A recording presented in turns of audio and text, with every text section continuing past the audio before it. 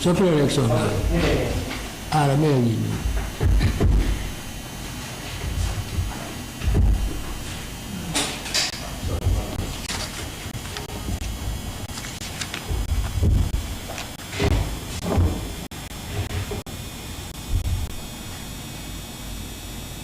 light bill yéen okay moom oo ñu wàccee ko it's good yaa leen dara ah lifin rido bi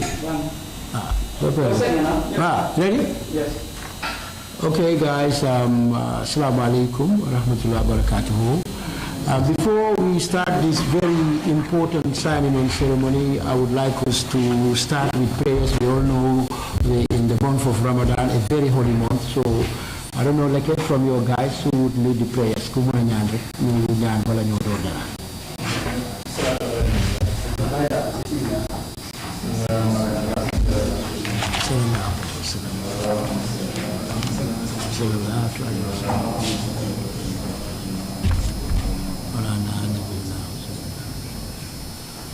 Amen. Thank you, and good day to everyone who is here today. Management and staff of Africell, members of the press, distinguished invitees, Leket Bubara and entourage. It's a pleasure to host you at the Africell headquarters for the re-signing ceremony of Leket Bubara as an Africell, and we plan to even do more. As we believe the best way to develop the country is to develop the human resources of the country, especially within the creative space and the sporting space. Bore, otherwise known as Lamba or wrestling, it's a traditional sport of Senegal. This sport comes back to the limelight once again.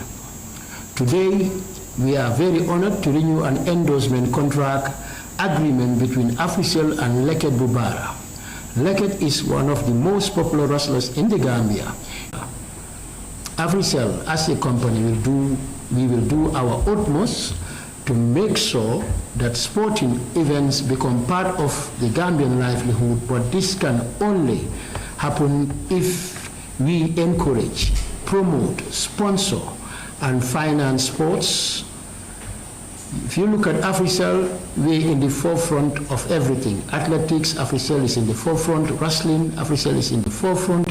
Therefore, being a leader comes with responsibilities, and Africell is ready, willing to shoulder its social responsibilities to make sure that as we develop as a company, Gambia as a nation equally develops.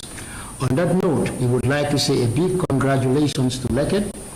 Africell is proud to associate with Leket as a brand ambassador to Africell, and he is part of the Africell family. So on that note, Mr. Leket, you're welcome to the Africell family, and we would want you to be assured that Africell will be by your side as we work together in developing this sport of ours called Lamba. Leket, welcome to Gambia's giant, Gambia's premier network, the network that's never out of service, the network that's never out of reception, the network that caters for the needs of all. Thank you and have a blessed day, and we will say Assalamu alaikum.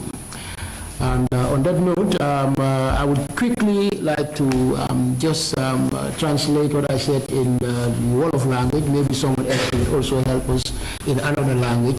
Mbokk yi comme ngeen ko waxee tey rek tey mu amoon kontaan lool pour nekk fii ak di def signing on ceremony, in fact renewal of a contract ak ki nga xam ne rek moom mooy Leket Bubara moom nag mu nekk Africell ambassador. ñu amoon contract ak moom daaw yow léegi tamit ñu renew contract am because of liggéey bi rafet bi nga xam ne rek def na ko ak Africell ñu am kontaan si moom ba tax na ñu ne dañoo tey di nga def rek renew contract am pour mu nekkaat suñu brand ambassador di leen yëgal rek ne Africell daf fi nekk pour luy jëmloo réew mi kanam di lañ wax ne tamit Africell daf fi nekk pour mboolem sport muy làmba la muy football la muy athletics la ak lu mun di doon parce que soo leen seetloo di ngeen gis ne lu am si dëkk bi si wàllu sport si wàllu culture Africell ñoo nekk si kanam ñooy jàppale ndaw yi ñooy def lu ne te loolu tamit dañ ko bugg a continuer moo tax tey dañu am contentement pour ba tey di liggéey ak ki nga xam ne rek moom mooy Leket bu Baara di mbóor moo xam ne Gambie yëpp xam nañ ko def fi ay jolera yu jeex yu bëree bëri ñu am kontaante pour liggéey ak moom te dinañ ko jàppale bi nga xam ne li nga xam ne traditional sport la suñu sport la sport yi Gambie la muy tradition ñu ko wax làmba nañ si liggéey ak moom ba seet naka lañ mënee def ba dem mu dem kanam di ko yëgal moom Leket tamit ne ñun ñu ngi si gannaawam si mboolem lu moo nekk rek Africell pare na pour jàppale ko si pour moom mu dem kanam sport yi làmba dem kanam waaye lu gën a am solo mooy Gambia tamit dem kanam waaye di leen yëgal ne Africell am nañ contentement boobu tey gis nañ ne Leket mu fii ak ñi mu ànd na ak manager am gis nañ fi waa aaxu làmba gis nañ fi tamit ñi nga xam ne rek ñu ngi si écurie ñoom ñëpp nekk si biir kon foog naa this juncture I would like to call on maybe the manager of Leket to throw some words and also to tell us how he feels about this renewal of a contract. No, you go. Yes, come through.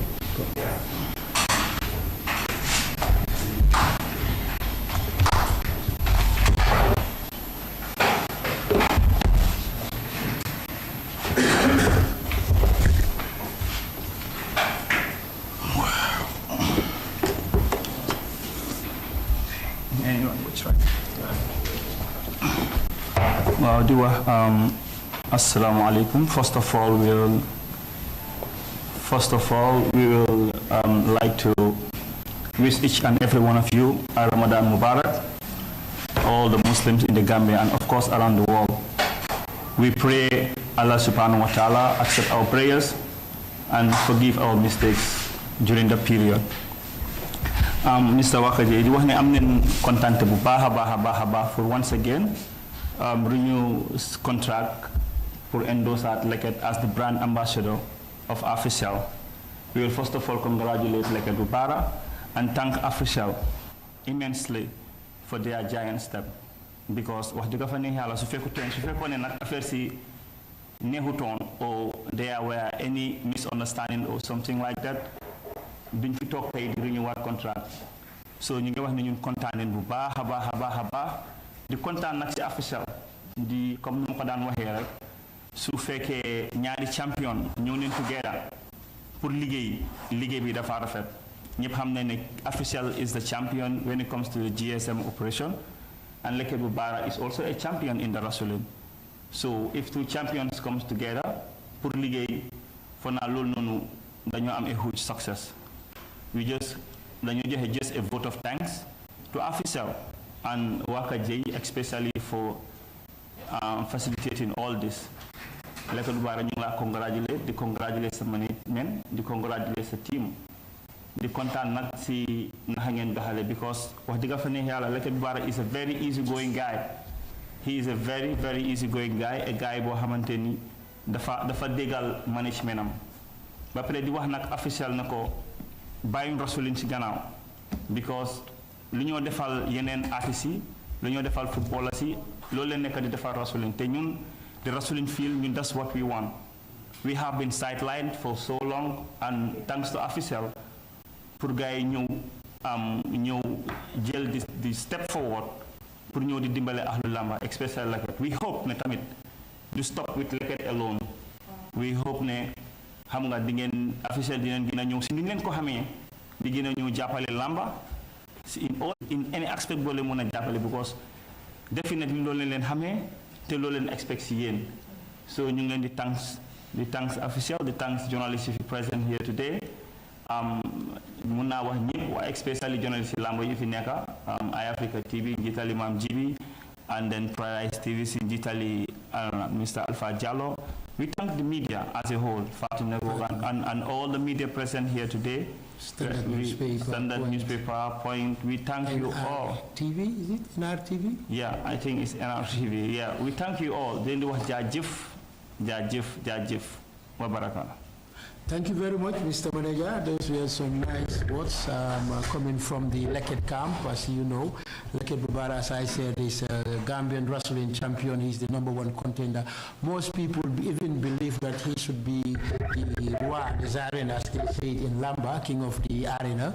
But hopefully his next fight will be to challenge the champion, and we're hoping that on that day he will become the king of the arena.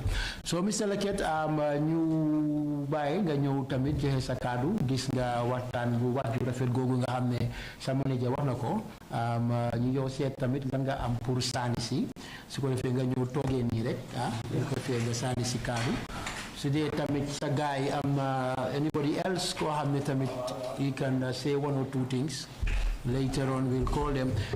Ladies and gentlemen, you're still watching the signing on ceremony of Leket Bubara and Africell. It's a renewal of a contract, and today we're resigning Leket Bubara as a brand ambassador. Mr. Leket, ñu ngi laa nuyu di la jaajëfal. Waaw, bismillahi rahmaani rahim. Waa Kajoor maa ngi lay nuyu bu baax a baax dam di la ziare. Di nuyu suma manager muy Alaaji Keba di nuyu staff be yëpp ak ñi ma àndal si ñëpp suma écrit ñëpp maa leen naa nuyu leen a ziare di nuyu media bi teew yëpp surtout waa ahlu lamba ak ñi nga xamante ne tamit network yi nga xamante ne teew nañ fi ku nekk maa ngi lay nuyu sa tur ak sa sant di lay jaajëfal bu baax a baax si sa teewaay fi may njëkkee mooy di jaajëfal Africell bu baax si sa jël nuyu beeg jaajëfal bi yëpp jee sa liggéey ak sa rafet na di nuyu képp koo xamante tamit yaa ngi bëggee Leket di sonna si moom di koy jàppale bu ñu jàppale ak taxawaay bu ñu taxaw muy suñu làmb ak suñu event yi nga xamante ne tam dañ ko day am so dinaa jaajëfal bu baax a baax di ñaan yàlla tam liggéey bu ñuy ànd ak ñoom mu nekk loo xamante ne dafa continuer di jaajëfal képp ku fi teew rek am ñëw pour yóbbu xibaar rek ñu ngi lay ñaan tamit nga yàlla jàppale nga yóbbu xibaar yi di am kontaante bu baax a baax so kàddu yooyu moo nekkoon loo xamante naa ko si ñoo ko moomal suñu boppa muy aada ak cosaan muy football muy cricket muy basket lépp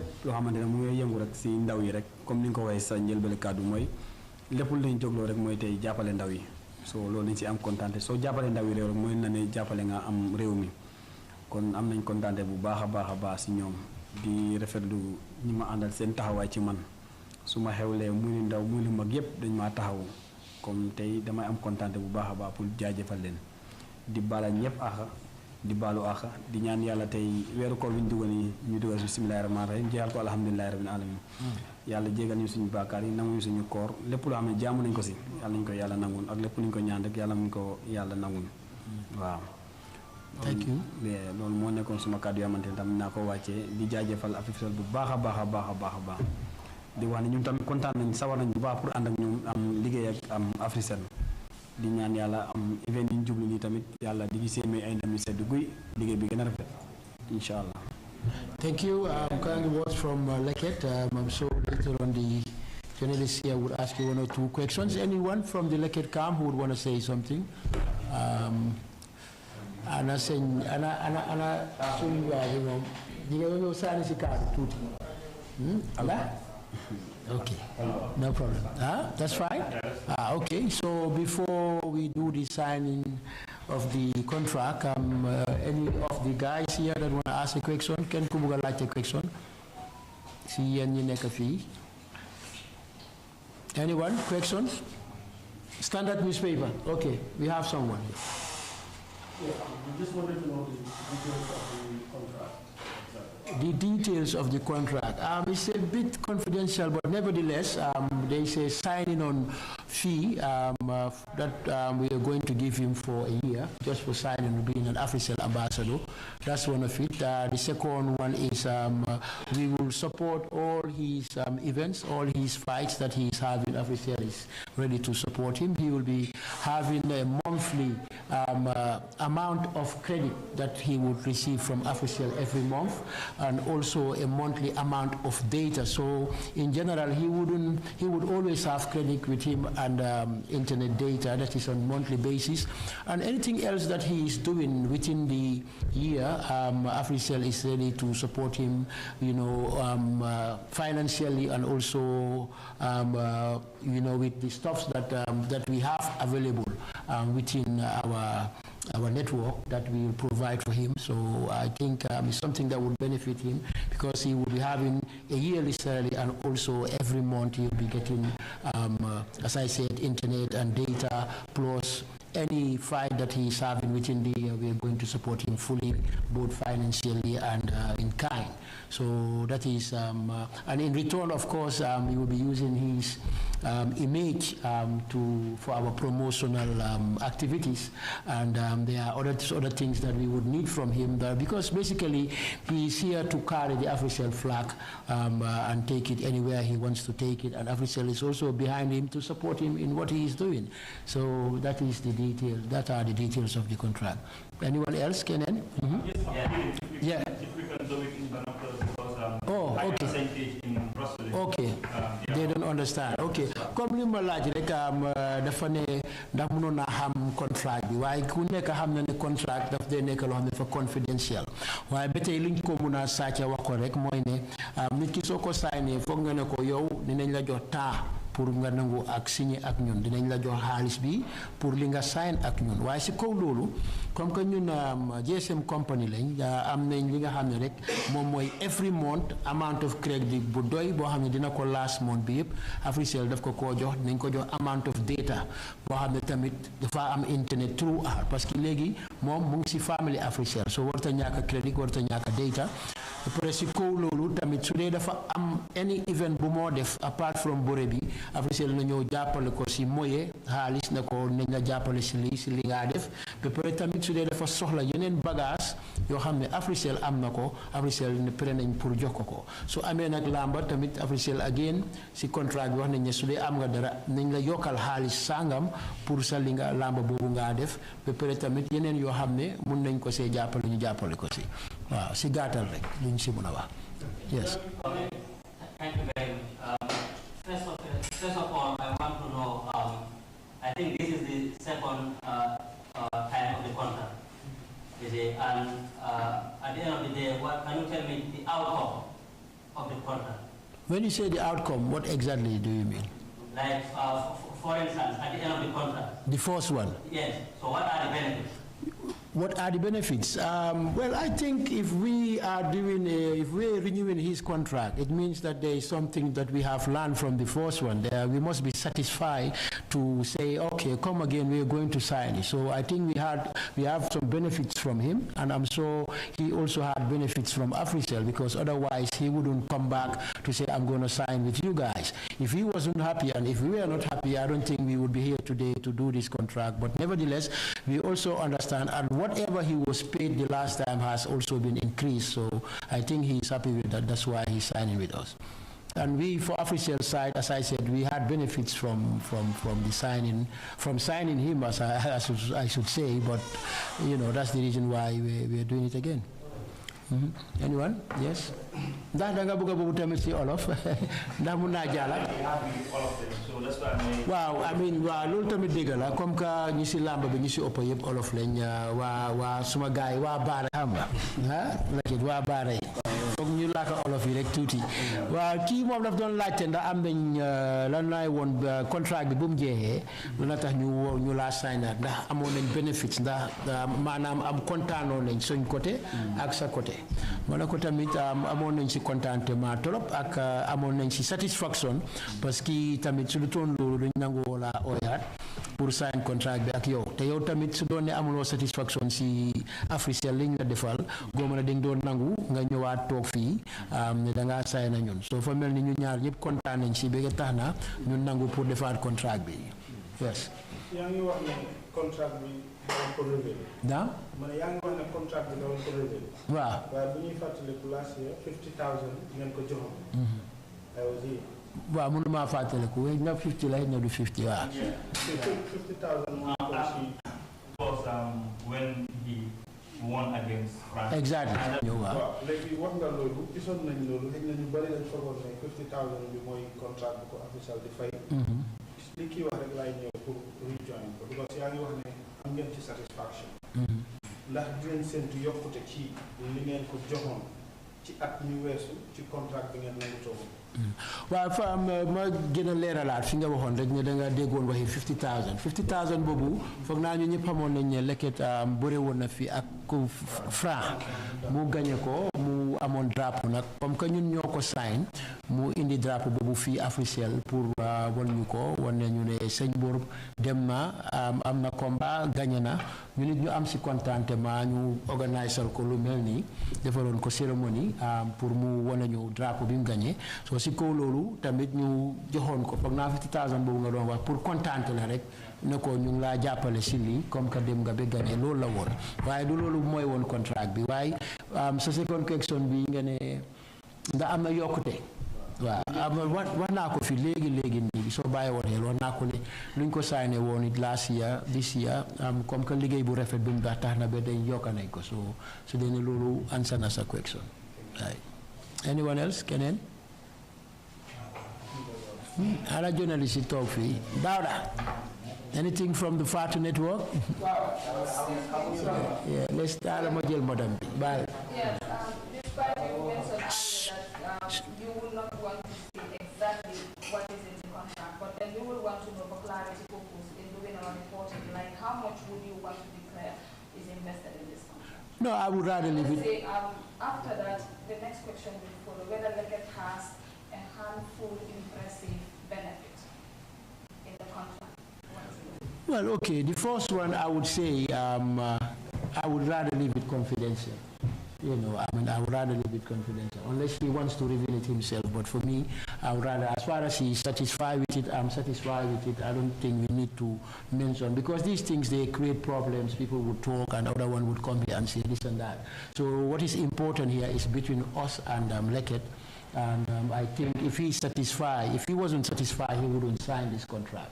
That's the first one. So the second one at a time. The second one is? The second one is, we want to know whether Leket is impressive, okay with in his share. Like, what is Leket getting from this contract? Yeah, I think, Leket, well, I think the manager would answer that. yeah, of course. If you go on. If I told you we are not impressive, we would not be here today. We are quite impressive, that's why we come here today. And then the contract, at least 20 to 25% is being added from the principal amount. So that's a good cost, and we thank Africell so much for that. Okay, if you are proud of having something that you are impressive for, you will not mind to declare how much you have. No, it's confidential, because you will never mind to declare your salary in public, you know. That's the same thing. This is a contract and it's very confidential. That's why we just want it to remain confidential. Madam, thank you very much. We know you're very intelligent in your questions, but we would rather leave it confidential. You know, this is about promotions, and Africell will want branding done in certain promotion activity that they have.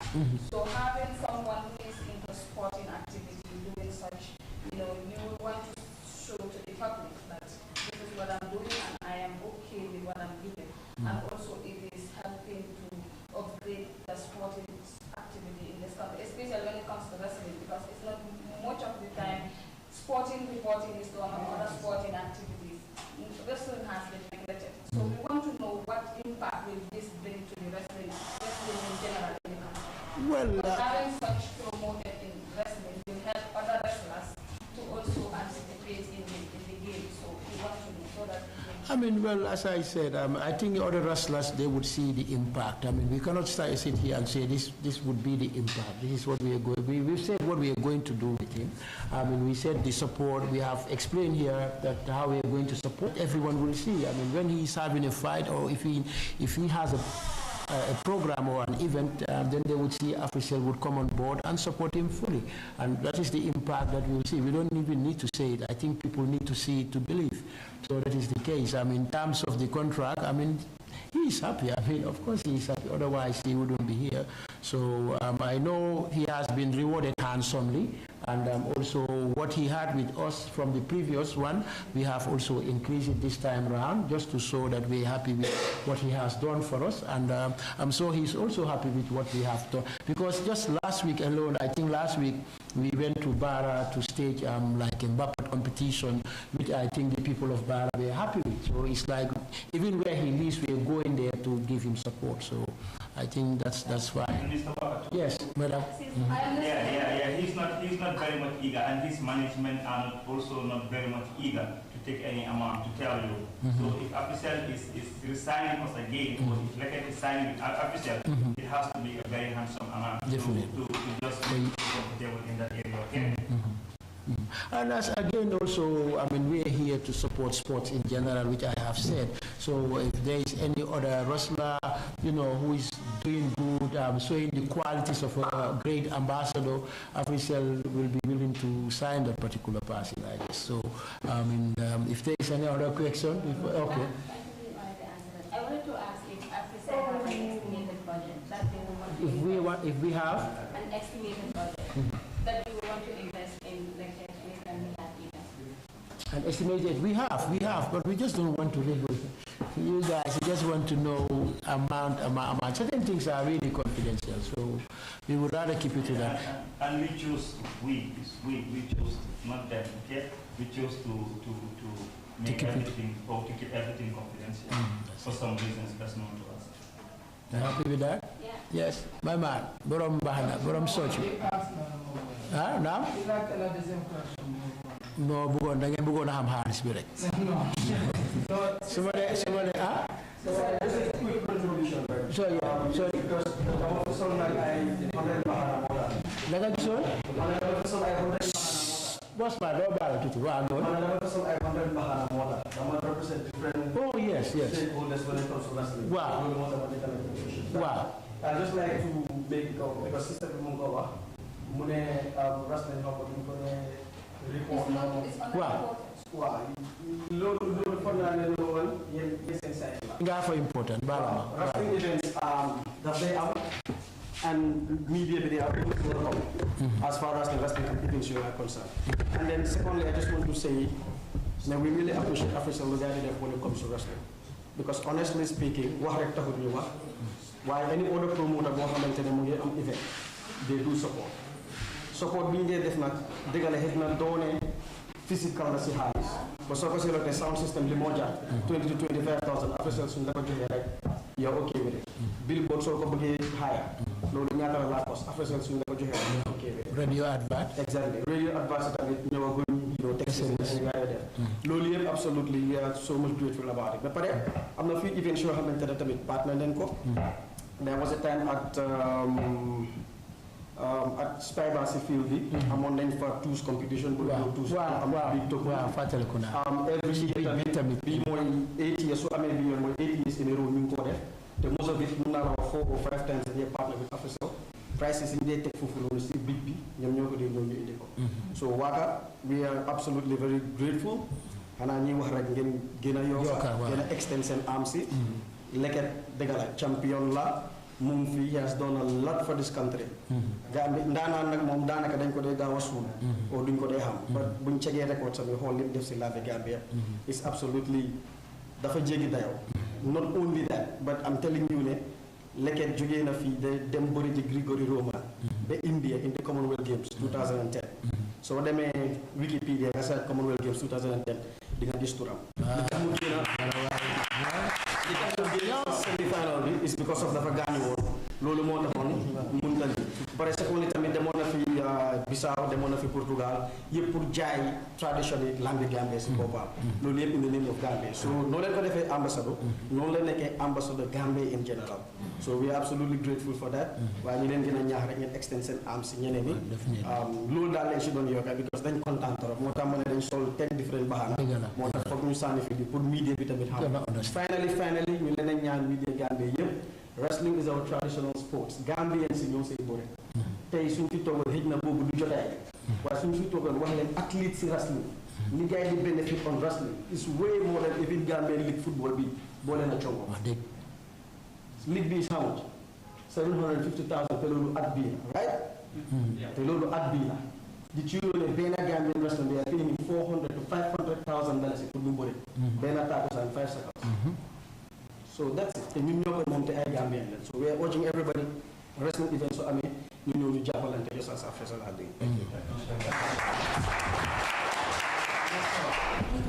loolu moom dëgg la kaddu yi rafet nañ lool kontaan nañ si kaddu yooyu comme gars yi lu mu ko waxee rek gis nañ si wrestling fii si Gambia ne suñ gisee sponsor rek Africell lañ fa gis dañ fay gisaat keneen soo ñu ngi see téye nañ si def luñ si munte incha allah si at bi ñoo ñëw nii tamit di moo bëree di am dëgg la nag Leket lañ def brand ambassador waaye tamit am na yeneen mbër yoo xam ne dañ dee am bu yàggul rek am na ku ma jàppale not man sax waaye Africell waaye si man la jaar ñu jàppale ko jox ko tracksuit may ko tuuti moyen jox ko ay t-shirt pour fans club am bi yooyu yëpp pour yokka doole làmba la rek te xam naa tamit na am ay yeneen jéego yoo xam ne it dinañ ko si jël pour seet nu mu génnee mën a dem kanam parce que li nga wax tamit fii dëgg la làmba suñ tradition la ñun ñoo ko moom ñun Gambie ñoo moom làmba football xam nañ ne dañ ko jëlee feneen rek waaye di suñ bos waaye dañ koo def ndig moo gën a populaire waaye li nga xam ne ñoo ko moom nit ki sa culture nga am sa tradition nga am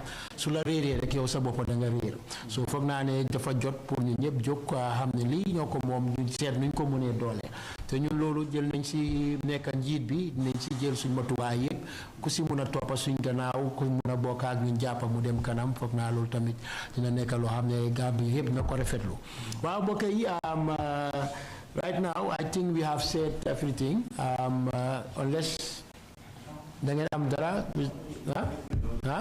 the signing of this significant contract very important contract, of course, I should say, between Africell and Leket Mubarak. You are manager. You say manager? Voilà. Il faut le microphone.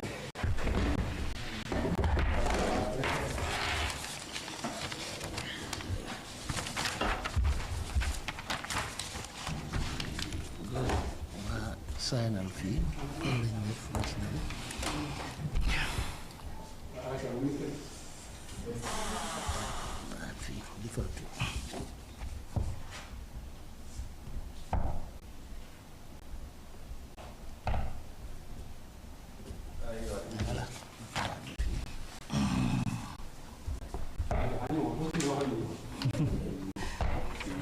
No, buguma guy for the Hasbury last time you used my case we record.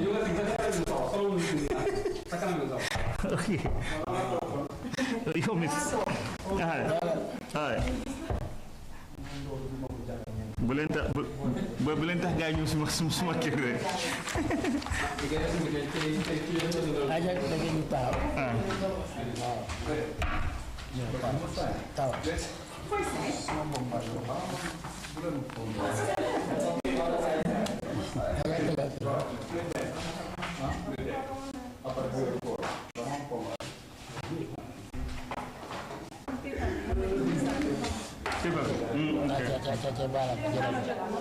di ma ko seet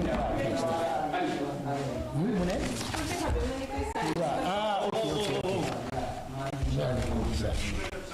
Next thing. Can you please Have a seat. Like that?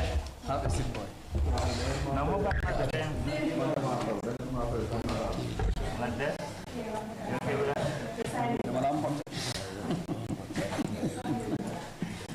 Thank you. All right, thanks. Okay, that was it. Thanks everyone. Thanks for coming. Thank you. Thank you.